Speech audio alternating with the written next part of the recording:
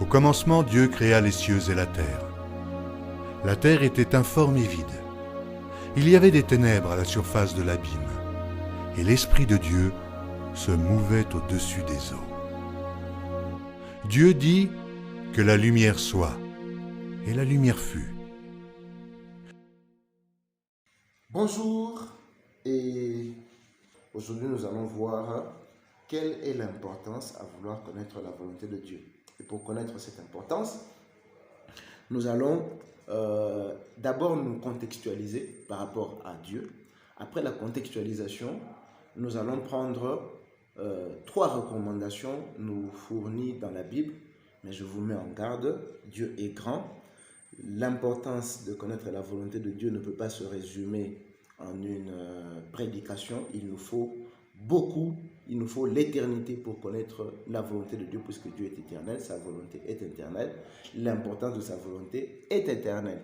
Mais nous allons juste prendre quelques pistes et à chacun de continuer à se nourrir au travers de la prière, de la révélation, de la lecture des Écritures et des expériences de la vie de chaque jour, grâce à l'assistance du Saint-Esprit, de parvenir à augmenter dans son cœur les raisons, l'importance, l'intérêt de connaître la volonté de Dieu.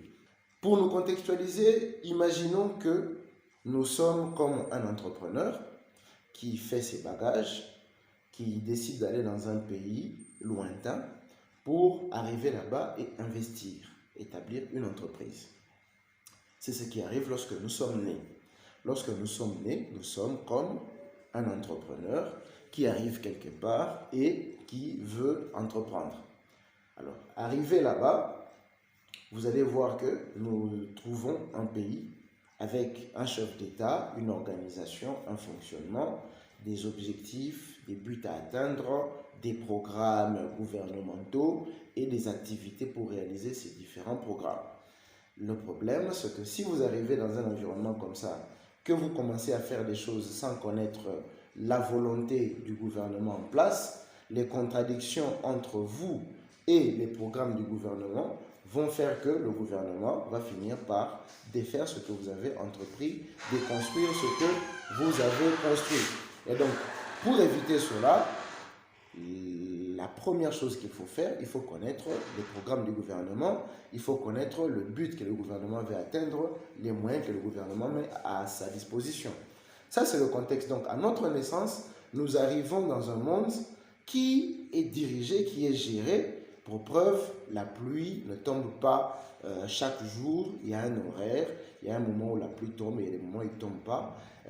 Le soleil ne brûle pas jusqu'à tuer toutes les plantes. Il y a une limite qu'on a donnée au soleil. Vous pouvez voir tout ça là dans le livre de Job. Dieu dit à Job, où étais-tu lorsque j'ai établi les limites des cieux? Où étais-tu lorsque j'ai dit à la mer de ne pas dépasser ses bords, etc. Bref, il y a un gouvernement. Dieu dit à Job, tu te plains de ce que tes affaires ont été interrompues, tes programmes et tes projets ont été détruits. Mais tu ne te demandes pas qu'il y a un Dieu, qu'il y a un souverain, il y a un chef qui gère cet univers, qui a ses programmes. Et lorsque ce n'est pas en accord avec tes programmes, il est obligé de mettre à côté tes projets, tes programmes, parce que lui, il a ses priorités. Et quand il y a contradiction entre vous deux, il vous balaye. Donc ça, c'est le contexte. Nous sommes des entrepreneurs, nous avons envie d'agir, chaque être humain veut faire quelque chose, mais cela doit tenir compte de l'environnement d'accueil dans lequel nous sommes. Sinon, nous allons perdre tout ce que nous gagnons. Ça, c'est le contexte. Et puisque nous avons compris le contexte, nous sommes nés, ce n'est pas nous qui avons créé l'univers, nous sommes arrivés dans cet univers, et déjà que ce n'était pas notre volonté, voici 3 recommandations qui vont nous donner l'importance de connaître la volonté de Dieu.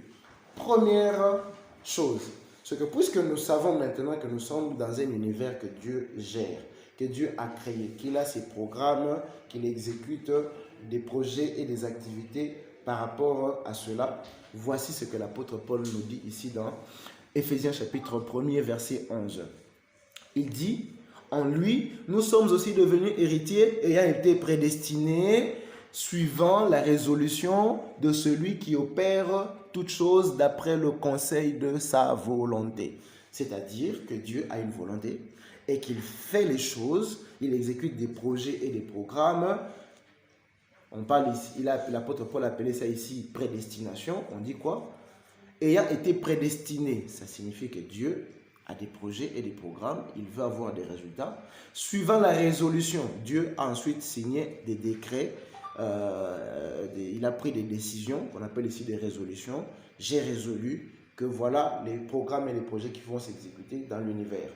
D'après le conseil de sa volonté, le soubassement que Dieu a utilisé. Vous voyez, quand un chef d'État prend une décision, il commence avec décision numéro, résolution numéro, portant prédestination de Christian Sondi, etc. Et maintenant, il commence à mettre les éléments qui sont ses motivations.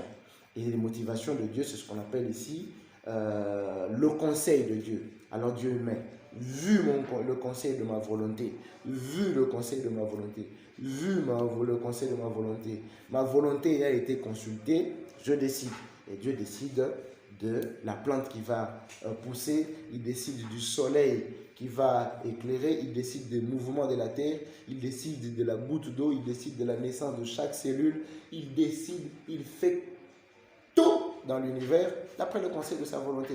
Alors si vous ne connaissez pas le conseil de sa volonté, vous risquez d'entreprendre des choses qui ne vont pas aller dans le sens de son entendement. Et donc viendra un moment où, avec lui, comme on dit en lingala, bokobe bana, ça veut dire que vous allez clasher.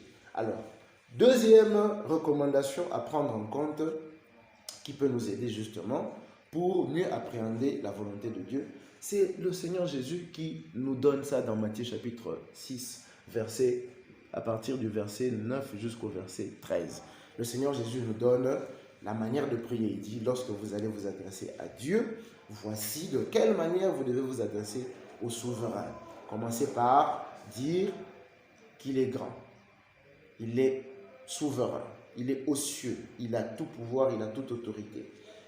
Louez son nom, que son nom soit respecté, sanctifié, etc.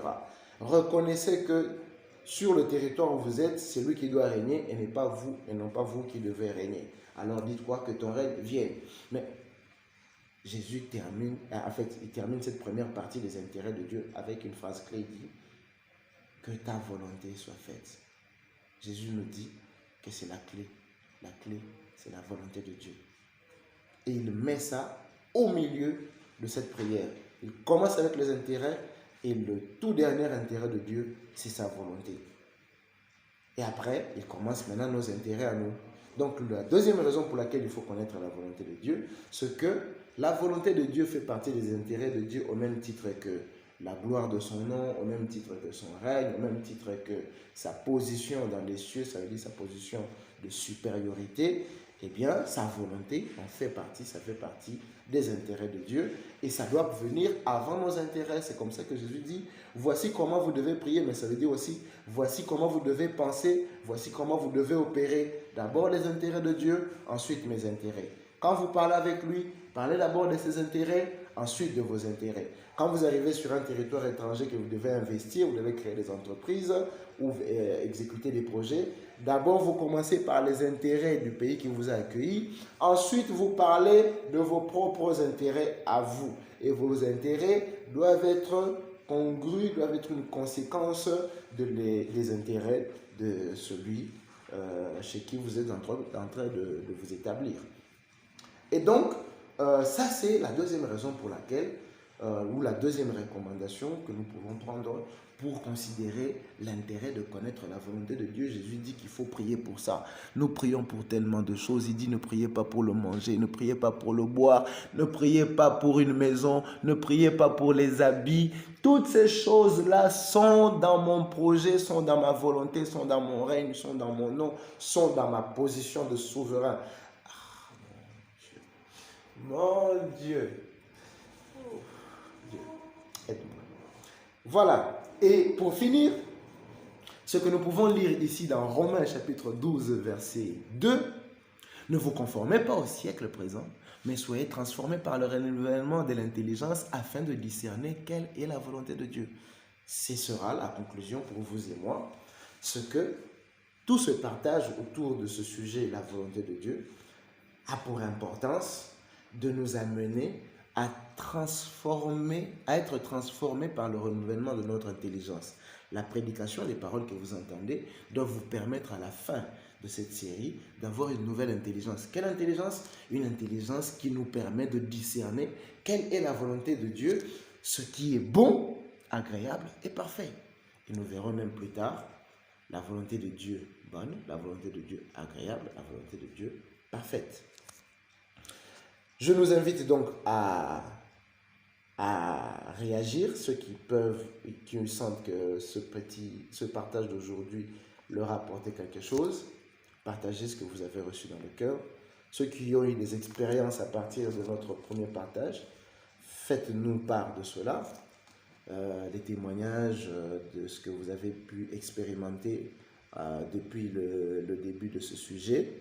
Sûrement que Dieu va vous mettre dans des situations où les questions de sa volonté vont être d'actualité dans votre vie. Et enfin, pour toute autre question, préoccupation, qui vont nous permettre d'ameubler la suite de notre partage, laissez-nous des commentaires si vous nous suivez sur YouTube ou des messages si vous êtes sur WhatsApp, ou essayez de visiter notre site internet apprendre-christ.odo.com, c'est-à-dire apprendre-christ.odo.com. Merci et à bientôt.